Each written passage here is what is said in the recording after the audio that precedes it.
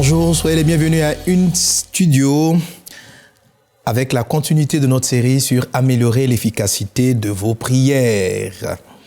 Nous avons dans les premières parties introduit le concept de l'efficacité de la prière, parlé des obstacles, des choses qui s'opposent à l'efficacité de nos prières, en nous basant sur le texte d'Ésaïe chapitre 59, où le Seigneur nous dit que sa puissance, sa grâce dans notre vie peuvent être quelque part entravées, n'est-ce pas, par nos attitudes.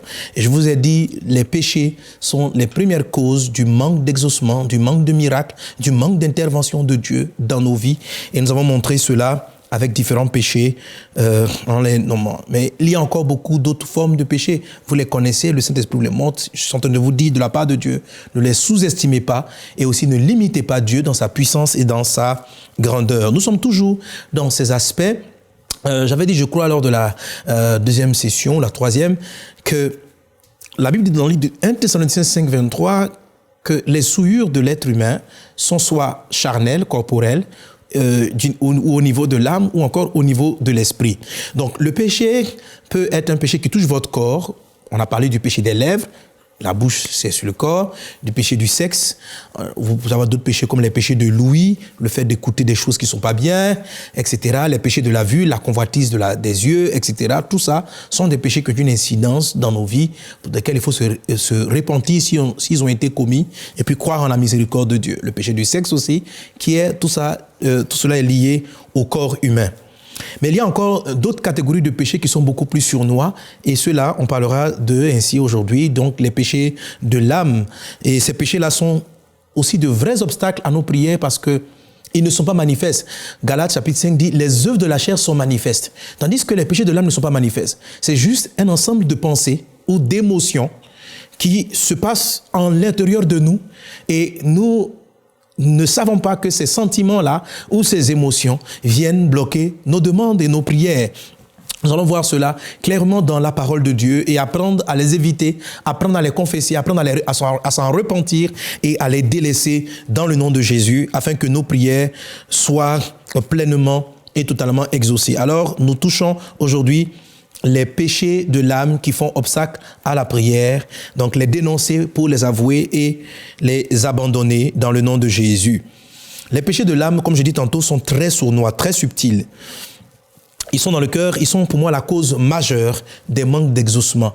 Parce qu'un chrétien qui vit une vie apparemment pieuse, sainte, qui ne commet pas l'impudicité, qui ne ment pas, qui ne prend pas des faux engagements, etc., généralement il se dit, mais Dieu doit m'exaucer. Et pourtant, un grand nombre de ces chrétiens ne sont plus exaucés, surtout après quelques années dans la foi chrétienne. Je me suis rendu compte que plus on passe des années, en tout cas beaucoup de personnes après quelques années en Christ ont moins d'exaucement. Ils avaient beaucoup plus d'exaucement lorsqu'ils étaient nouveaux chrétiens et ils ont moins d'exaucement à leur prière avec les années qui sont en Christ. Ce n'est pas normal, bien au contraire, vous devez avoir plus d'exaucement. Mais qu'est-ce qui peut causer cela? D'abord, montrons un exemple, une illustration de péchés que peuvent constituer les péchés de l'âme. Dans l'âme, vous avez l'émotion, vous avez vos émotions, des émotions. Donc, un péché de l'âme, ça peut être une mauvaise émotion, un mauvais sentiment. La jalousie, c'est une émotion. La peur est une émotion, mais ce n'est pas une émotion qui est voulue par Dieu. La jalousie peut être classée dans le sens des iniquités. La peur, on peut ne pas la classer dans l'iniquité. C'est un instinct naturel chez l'homme pour se protéger. Mais de manière excessive, la peur est une dérive de nos émotions. La colère est une émotion lorsqu'elle excède un certain cadre, elle est considérée comme un péché et elle vient faire une forme d'entrave à nos prières. Les sentiments de rivalité, le sentiment de mépris. Le mépris, on regarde des personnes, on regarde des choses et puis on ressent, pouf, qu'est-ce que c'est? Et on banalise cela dans notre cœur. Personne ne nous a vus, personne ne voit. Et généralement, si on nous demande, est-ce que tu as péché? On va dire, non, je n'ai pas péché. Mais qu'est-ce que tu as ressenti? Ça a une incidence sur ta vie. Voyons un exemple de comment le péché de l'âme, les péchés de l'âme peuvent être inefficaces. Dans le livre de Matthieu, chapitre 14, versets 28 à 31, c'est un texte que j'aime énormément, je l'utilise souvent dans la série d'enseignements sur la foi. La Bible dit dans ce texte, à partir du verset 28, Pierre lui répondit, Seigneur, si c'est toi, ordonne que j'aille vers toi sur les eaux. Et il dit, viens. Alors, on voit ici l'apôtre Pierre qui a fait une prière à Jésus et cette prière a été exaucée car Jésus-Christ a dit, viens. Donc Pierre sortit de la barque et marcha sur les eaux pour aller vers Jésus. L'exaucement de Pierre est en cours. Il a commencé à marcher pour aller vers Jésus. Au verset 30, il est dit, mais voyant que le vent était fort, il eut peur. Et comme il commençait à enfoncer, il s'écria, Seigneur, sauve-moi. Aussitôt Jésus étendit la main, le saisit et lui dit, homme de peu de foi, pourquoi as-tu douté? Alors, nous voyons une prière qui avait commencé à être exaucée et qui n'est pas arrivée à son terme. C'est le cas de beaucoup de nos prières. Certaines personnes prient, par exemple, pour le mariage. Dieu commence à les exaucer, des choses commencent à se mettre en place. Ils prient pour la paix dans leur foyer, les choses commencent à se mettre en place. Ils prient pour la guérison de certaines personnes, des choses commencent à se mettre en place. Et puis en cours de route, pouf, c'est comme si tout dégringole. On se dit peut-être que ce n'était pas le temps de Dieu. Si c'était le temps de Dieu, peut-être que ce n'était pas la volonté du Seigneur. Si c'était la volonté du Seigneur, Dieu avait répondu. Mais en cours de route, comme Pierre, un sentiment, une émotion a envahi votre cœur et a fait échouer, a fait faire naufrage à votre foi, à ce que Dieu est en train de faire. Pierre, sur l'eau, n'a pas menti, n'a pas péché, il n'a pas commis une iniquité, il n'a rien dit à personne. Tout ce qu'il a ressenti, c'était de la peur. Et cette sensation de peur-là a suffi pour l'amener, a suffi pour stopper net la manifestation de l'exaucement de Dieu. Ne sous-estimez pas ces choses, ne sous-estimez pas la peur, ne sous-estimez pas vos émotions. Ils peuvent se trouver dans votre cœur et entraver l'exaucement de vos prières. En revenant à notre texte d'Ésaïe 59, on voit dans plusieurs versets, le Seigneur dit, au milieu de l'abondance, vous ressemblez à des morts. Donc, pendant que Jésus a disposé l'eau pour que Pierre marche là-dessus, Pierre a failli mourir. Donc, Dieu peut répondre. Dieu peut exaucer. Alors, dans la seconde partie ou dans la troisième partie de Ésaïe 59, il dit, j'envoie la lumière, vous demeurez dans les ténèbres. Il parle de l'exaucement de Dieu qui a été effectif. Mais les hommes n'arrivent pas à saisir l'exaucement de Dieu. Dans ce cas-ci, Pierre n'est pas arrivé à saisir l'exaucement de Dieu parce que il a laissé dans son âme, la Bible dit que votre être entier, l'esprit, l'âme et le corps soient conservés purs. Alors ici, son âme a été défaillante et ça lui a entraîné de s'enfoncer dans les eaux. La Bible dit ceci parlant de l'âme. Garde ton cœur plus que toute autre chose, car de lui viennent les sources de la vie. Ésaïe chapitre 26, verset 3. Celui qui est ferme dans ses sentiments, tu assures la paix parce qu'il se confie en toi.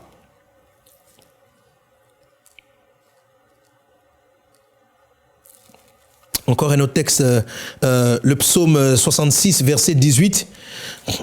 Si j'avais conçu l'iniquité dans mon cœur, le Seigneur ne m'aurait pas exaucé. Notez bien ce texte, psaume 66, verset 18. Si j'avais conçu l'iniquité dans mon cœur, le Seigneur ne m'aurait pas exaucé. Le psalmiste dit, l'iniquité conçue dans le cœur entrave l'exaucement. Notre thème, c'est améliorer l'efficacité de nos prières.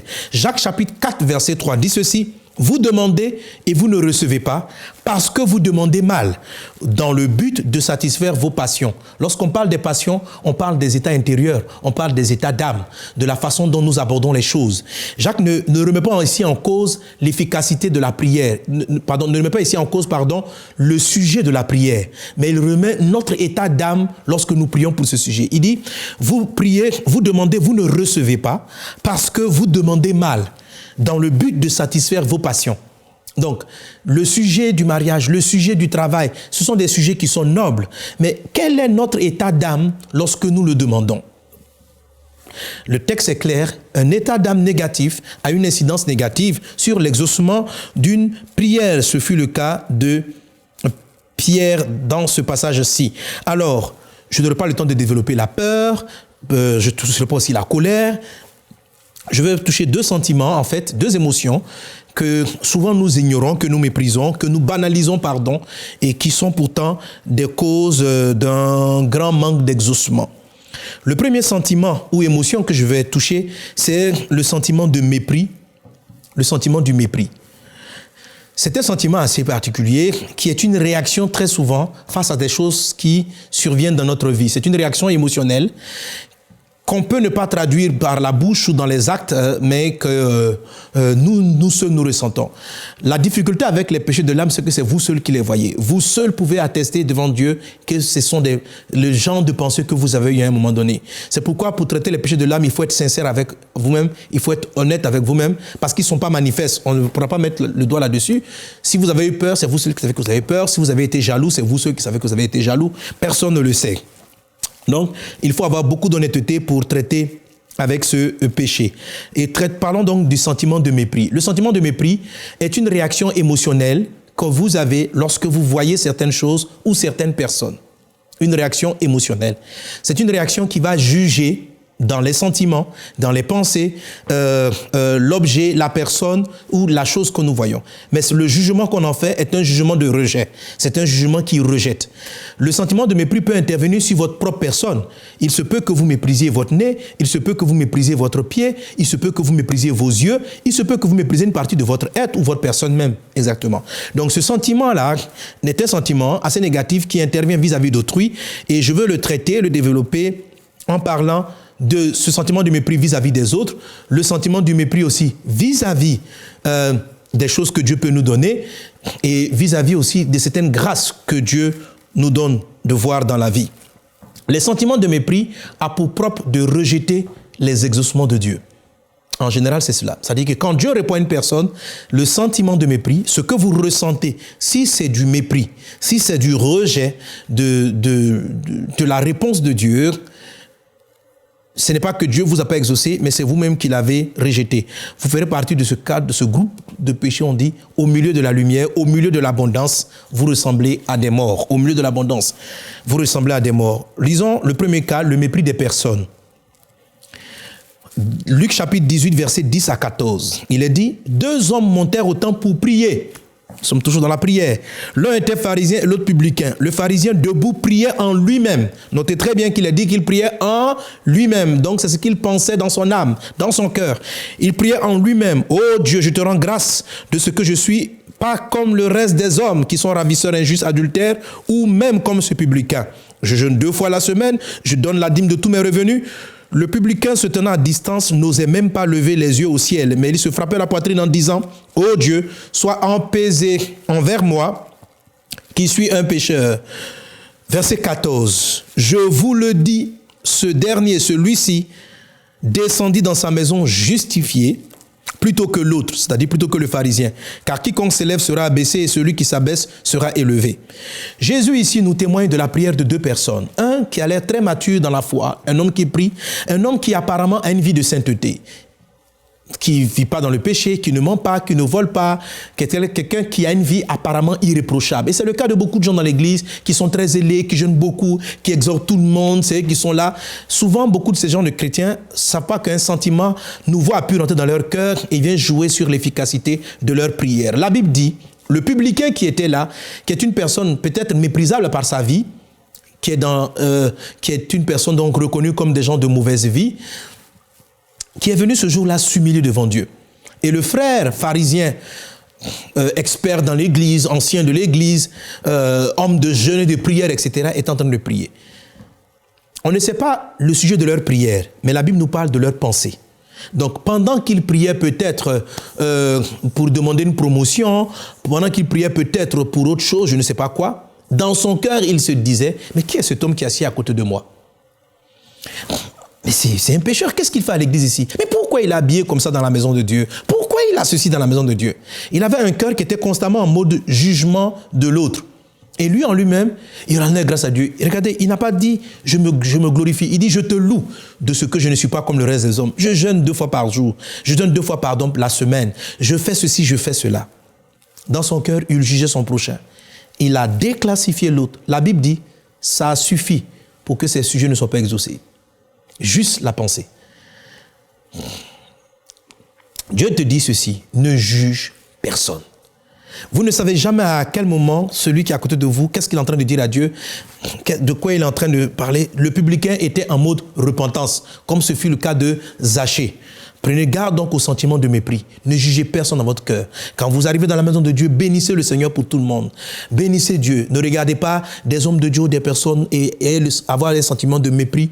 Vous pouvez par cette émotion-là, par ce même sentiment de mépris, de jugement, de rejet, de vous croire un peu spirituel, mentor ou père spirituel des personnes, vous pouvez bloquer votre exaucement. Ça, c'est un des péchés de l'âme qui fait entrave à beaucoup de gens qui s'estiment assez spirituels, matures dans leur foi. Le sentiment de mépris aussi peut survenir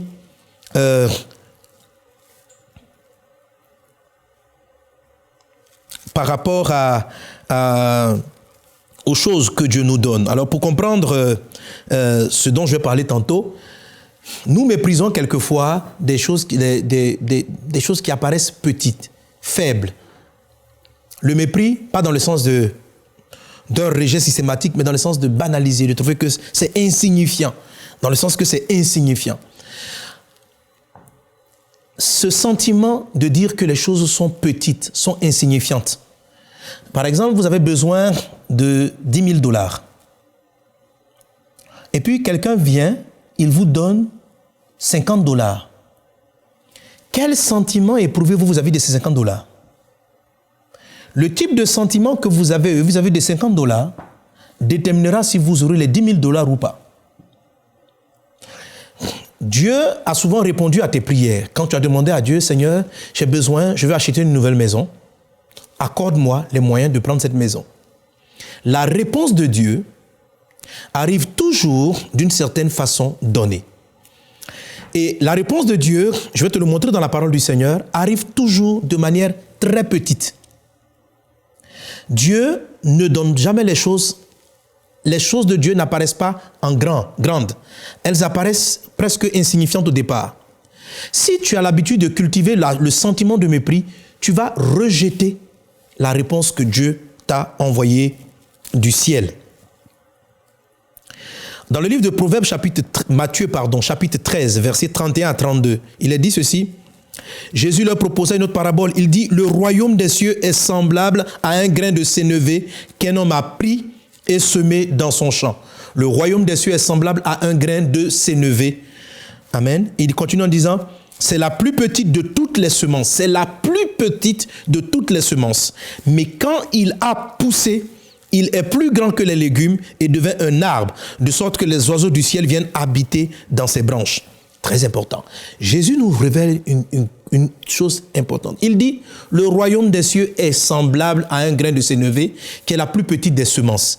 C'est vraiment petit, plus petit que des grains de sable habituels. C'est très minuscule, presque invisible dans la paume d'un homme. Dieu dit, le grand ciel, le grand royaume de Dieu est semblable à un grain de sénévé. Lorsque vous demandez à ce que la volonté du Seigneur qui est dans le ciel soit faite sur la terre, Dieu envoie le royaume de Dieu. Que ton règne vienne. C'est ça le royaume de Dieu. Que ta volonté soit faite sur la terre. Que ton règne, ça parle de royaume. Mais quand Dieu répond, les choses de Dieu arrivent toujours en forme, le plus souvent en tout cas, mon expérience m'a montré, je crois que c'est comme ça, arrive comme un grain de sénévé. C'est la plus petite de toutes les semences, mais lorsqu'elle a grandi, elle devient un grand arbre dans lequel les oiseaux du ciel peuvent s'asseoir. Si vous ne comprenez pas ce parallèle ou cette comparaison du royaume de Dieu avec le grain de sénévé, vous allez manquer tellement de faveur. Vous avez prié, vous avez été exaucé et vous l'avez laissé partir. Dieu a souvent répondu à tes prières. Dieu t'a souvent envoyé l'homme que tu demandais. Dieu t'a envoyé peut-être la femme que tu demandais. Dieu t'a envoyé déjà le boulot que tu recherchais. Dieu t'a envoyé le ministère que tu avais cherché. Dieu t'a exaucé. Mais lorsqu'il exauce, retiens ceci, le royaume des cieux est semblable à un grain de sénévé. Et alors, je te lis ce deuxième texte de Matthieu 17, 20 qui nous parle encore du grain de sénévé. C'est un texte sur la foi que beaucoup de personnes ne comprennent pas. Moi-même, pendant longtemps, je ne l'ai pas compris. En fait, Dieu, je crois que voilà ce que je crois que ce texte signifie. Matthieu 17, verset 20, il a dit, c'est à cause de votre incrédulité, leur dit Jésus, je vous le dis en vérité, si vous aviez de la foi comme un grain de sénévé, vous diriez à cette montagne, transporte-toi d'ici, et elle se transporterait, rien ne vous serait impossible. Vous savez, Jésus a donné cette phrase lorsque les disciples ont été incapables de chasser un démon. Il leur dit ceci, si vous avez de la foi comme un grain de sénévé, vous diriez à cette montagne, déplace-toi d'ici, et cette montagne-là se déplacerait. Avoir la foi comme un grain de sénévé. Le royaume des cieux est semblable à un grain de sénévé. Avoir la foi comme un grain de sénévé. Certaines personnes ont expliqué cet axe en disant, Dieu est en train de nous dire, si nous avons une petite foi comme un grain de sénévé, nous pourrons déplacer les montagnes. Ce n'est pas exactement cela. En fait, ce qui est dit littéralement, c'est plutôt, si vous avez la foi dans le grain de sénévé, si vous avez la foi dans le grain de sénévé, vous allez déplacer une montagne. C'est quoi le grain de sénévé? C'est la réponse du ciel à ta prière. Le royaume des cieux est semblable à. Tu demandes à ce que le règne de Dieu vienne. Quand le royaume de Dieu arrive, ce par quoi Dieu le compare, quand on dit semblable à quelqu'un, je dis, je ne connais pas le visage du frère Bernard. On dit Bernard ressemble à. C'est-à-dire que pour retrouver Bernard, tu dois remarquer celui à qui Bernard ressemble. Quand on dit il est semblable à, c'est-à-dire le royaume des cieux est difficile à percevoir, son semblable te donne une image de qui il est. Donc, si Jésus veut nous présenter le royaume de Dieu, il dit, faites attention, le royaume de Dieu, il apparaît petit. La réponse de Dieu apparaît petite. Et Jésus dit ceci, si vous avez la foi comme un grain de sénévé, si vous avez la foi dans le petit, vous serez capable de déplacer les montagnes. Qu'est-ce qui s'est passé avec les disciples? Pourquoi leur prière pour chasser les démons a été inefficace? Je crois que Dieu avait commencé de faire quelque chose. Une petite chose. Mais ils ont banalisé, ils ont méprisé le début du miracle. Et parce qu'ils ont méprisé le début du miracle, ils n'ont pas pu chasser ce gros démon. À cause du mépris. Je vais vous l'expliquer encore autrement par un témoignage. Dieu m'a fait la grâce d'exercer le ministère de la guérison, de prier pour les malades. Et il me l'a donné très tôt au début de ma conversion. J'avais commencé à prier pour les malades et plusieurs malades étaient guéris. Lorsque j'ai commencé les grandes croisades, je demandais au Seigneur souvent, fais marcher les paralytiques, fais voir les aveugles. Je rends grâce à Dieu aujourd'hui, je les vois dans mes nombreuses croisades. Jésus est fidèle. Mais il s'est passé un moment dans mes campagnes d'évangélisation où je n'avais plus de grands résultats. Pourquoi? Parce que je n'avais pas eu la foi du grain de sénévé, j'avais été animé du sentiment de mépris et les miracles, mes prières pour guérir les malades sont devenues inefficaces. Je priais pour les malades sans efficacité. Prière inefficace causée par quoi? Sentiment de mépris. Le sentiment de mépris est une chose qui m'a beaucoup fatigué. Qu'est-ce qui s'est passé? J'arrive à des croisades, je prie pour des malades et je demande aux gens qui a été guéri. Les gens qui arrivent, ils ont de quoi? Des petits maux de tête là. Je vois un gars qui vient et me dit oh pasteur, vous savez, quand vous avez prié pour moi, j'avais un petit mal de tête ici. Et puis paf, il est parti. Alléluia. Dans la foule, je dis Alléluia. Et je suis déçu, quoi, parce que je vois les vrais paralytiques, les maladies sérieuses qui ne sont pas guéries. Et lui, il vient avec un petit mal de tête qu'un petit paracétamol peut traiter. Quelqu'un vient, pasteur, j'avais mal au ventre, j'ai mal ici. Et quand vous avez prié, le mal est parti. Et je vois les aveugles, les sourds qui n'entendent pas, les muets qui ne parlent pas. Devant les petits, j'appelle ça petit miracle, de mal de tête. Oh, mes amis, c'était le grain de sénévé. Jésus m'avait répondu quand je l'avais demandé, Seigneur, guéris les malades pendant les campagnes. Il m'a envoyé les guérisons. Mais quand la guérison arrivait, elle est semblable à quelque chose d'insignifiant. Elle commence par faire guérir un petit mal de tête. Elle commence par guérir un petit mal de ventre. Quelqu'un qui a un petit mal de doigt, ça disparaît. Quel sentiment j'ai vis-à-vis de cela? Qu'est-ce que mon âme pense du grain de sénévé? Quand j'ai vu les miracles de mal de tête qui ont été guéris, mon âme a dit, c'est quel genre de miracle? Devant la foule, j'ai acclamé le Seigneur. Quand je suis rentré à la chambre, je me suis plaint à Dieu. Je dis, Seigneur Jésus, pourquoi tu n'as pas guéri les vrais cas? Pourquoi tu n'as pas guéri les grands miracles? Tu n'as pas fait de grands prodiges. Oh mon Dieu. Je dis, il faut que je rentre dans le jeûne encore. Il faut que je prie pour qu'il y ait davantage de miracles. Dieu m'a dit, le royaume des cieux est semblable à un grain de sénévé. Si tu banalises les petites choses, tu ne verras jamais les grandes choses. La manière dont tu entretiens le grain de sénévé dit, le royaume des cieux est semblable à un grain de sénévé qui est une petite semence et qui finit par devenir un grand arbre. Si je crois dans le premier miracle, si j'apprends à me réjouir des petits commencements, si je bénis Dieu pour les faibles commencements, si je chante Alléluia, le ciel est venu, parce que le ciel est venu quand quelqu'un qui a un mal de tête a commencé à être guéri. C'est le ciel qui a commencé à se manifester. Vous avez prié pour avoir des millions, mais les millions arrivent comment? Ça peut arriver par $50, ça peut arriver par $10. Quel sentiment vous avez? Vous les prenez, vous les balancez comme ça, vous les méprisez ou vous dites merci Jésus de m'avoir donné aujourd'hui $10. Merci Seigneur de m'avoir donné $5. Si vous savez apprécier le grain de sénévé, si vous ne le rejetez pas, il deviendra un grand arbre et il va terrasser la grande montagne. Si vous avez la foi comme un grain de sénévé, si vous croyez dans la petite graine, la grande montagne finira par se déplacer. C'est ce qui rend les prières efficaces. Les prières sont efficaces lorsqu'on ne méprise pas les faibles commencements du Seigneur. Ne péchez pas dans votre âme parce que le sentiment de mépris est un péché. Le sentiment de mépris est un rejet. Comme Dieu commence par nous répondre par de petites choses, on a une tendance à banaliser, à mépriser et à rejeter dans notre cœur les interventions de Dieu. La Bible dit dans le livre des Thessaloniciens, rendez grâce à Dieu en toutes circonstances. La Bible dit ceci, sachez que la piété avec le contentement est une grande source de gain.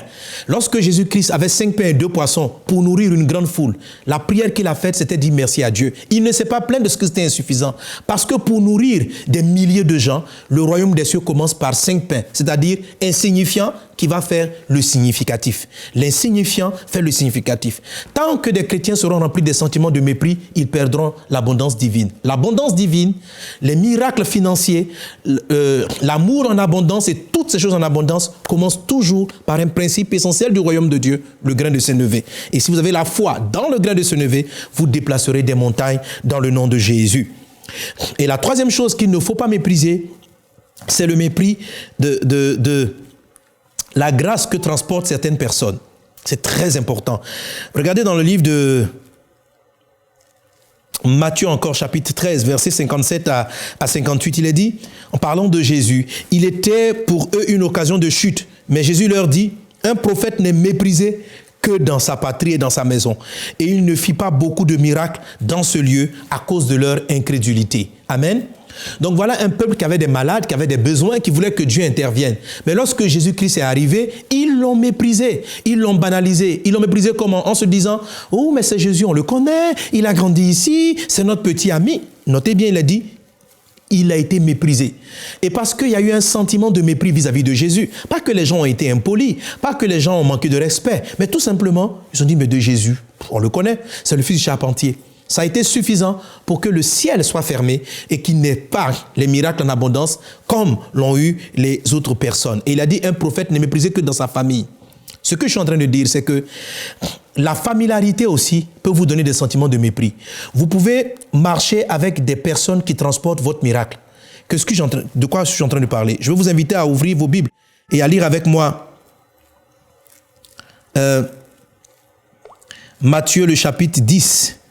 Le verset 40, à partir du verset 40, il est dit, « Celui qui vous reçoit, me reçoit. Et celui qui me reçoit, reçoit celui qui m'a envoyé. » Verset 41, « Celui qui reçoit un prophète en qualité de prophète, recevra la récompense d'un prophète. Et celui qui reçoit un juste en qualité de juste, recevra une récompense, la récompense d'un juste. » C'est un texte puissant et merveilleux qui peut faire carrément l'objet de tout un long enseignement. Israël a manqué de miracles, le village de Jésus a manqué de miracles parce qu'ils n'ont pas considéré le manteau prophétique que Jésus transportait. Ils ont considéré le Jésus qu'ils ont vu grandir. Ça fait qu'ils ont été privés de miracles. Quelquefois, vous ne remarquez pas Dieu qui vous visite au travers des personnes de qui vous êtes familiers. Le sentiment de mépris dit, hop, j'aurai ma réponse divine en écoutant tel autre prédicateur, en allant par-ci, en allant par cela. Mais la grâce que vous demandez a déjà été exaucée. L'abondance est venue. La lumière est venue. Il faut simplement la reconnaître que, waouh, ce frère à côté de moi, il a une justice que je n'ai pas. Il a un amour que je n'ai pas. Il a une patience que je n'ai pas. Je demande à Dieu, donne-moi la patience. Quand vous reconnaissez ça, je vous encourage, faites même une offrande à cette personne. Bénissez Dieu pour sa vie. Bénissez Dieu pour son caractère. La Bible dit, celui qui reconnaît un juste recevra aussi une récompense de juste. Que Dieu vous bénisse abondamment. Que le sentiment de mépris soit banni de votre cœur afin de pouvoir saisir toutes les grâces que Dieu vous envoie depuis le ciel. Que Dieu vous bénisse abondamment. Si le sentiment de mépris dans votre cœur, répentez en vous. Demandez au Seigneur pardon et il vous sera pardonné. Amen. Dans la dernière session de cette série, je dirai quelques mots sur comment traiter avec les péchés de l'âme et je dirai 2 points sur la prière efficace. Que Dieu vous bénisse et à bientôt. Amen.